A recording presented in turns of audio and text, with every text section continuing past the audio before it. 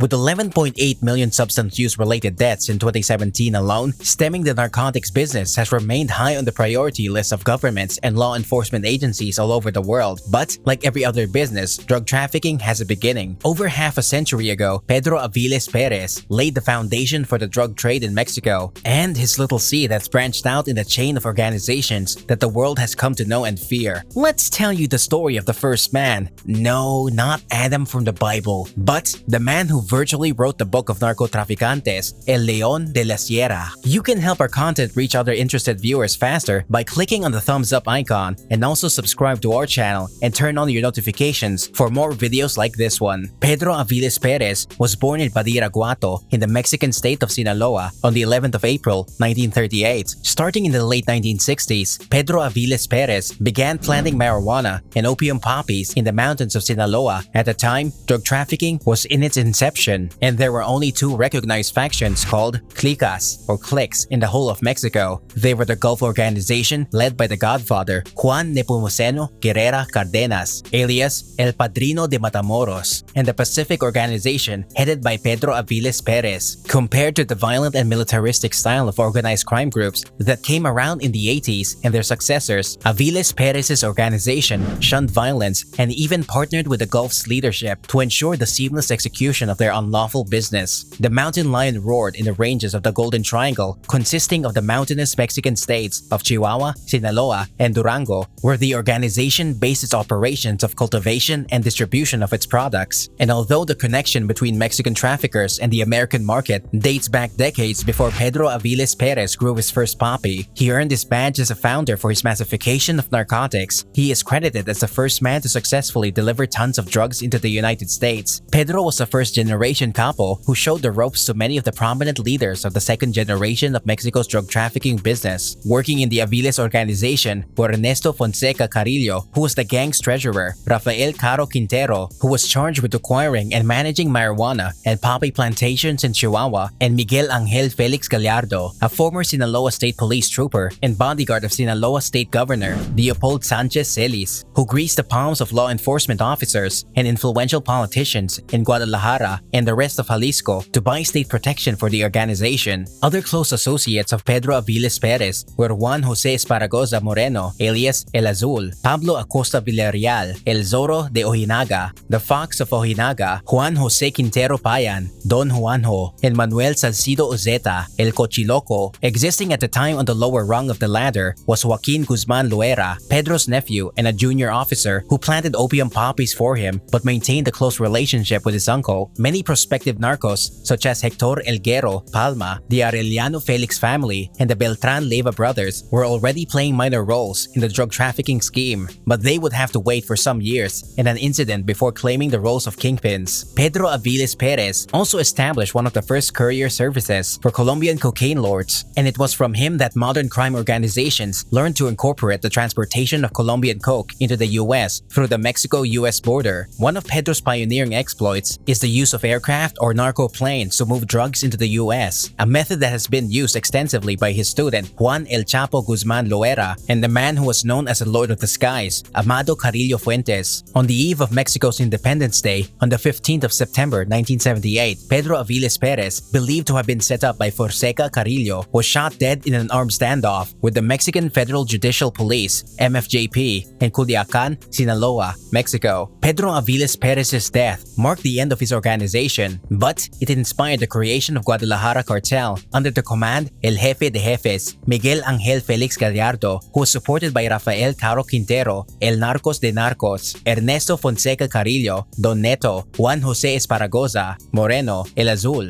But in the 1980, an ill-advised attacks on the authorities brought down the Guadalajara Cartel. The top bosses, Miguel Angel Felix Gallardo, Rafa Caro Quintero, and Ernesto Fonseca Carrillo, were all served 40-year sentences for their participation in the murders of Enrique Kiki Camarena, an undercover agent of the Drug Enforcement Agency, and Mexican pilot Alfredo Zavala Avelar. The incarceration of these drug lords didn't stop the trade. Instead, it ushered in an era of more territorial splinter cells, which included the Tijuana Cartel in the Tijuana corridors and part of the Baja California, headed by the Arellano Felix brothers, the Juarez Cartel in Juarez, Chihuahua, led by Carrillo Fuentes, and the Sinaloa Cartel in Sinaloa and the Pacific Coast, controlled by Ismael El Mayo Zambada, Hector Elguero Palma, and Joaquin El Chapo Guzman. Pedro was portrayed by actor Jorge Reynoso in the 2001 movie La Clave 7, Code 7. Pedro Aviles Perez may have breathed his last on that odd September day in Culiacan, but the legacy he created is alive in the multi-headed behemoth that is the multi-billion-dollar Mexican drug trafficking industry. What do you think of Pedro Aviles Perez? Tell us in the comments, and remember to subscribe to our channel and turn on your notification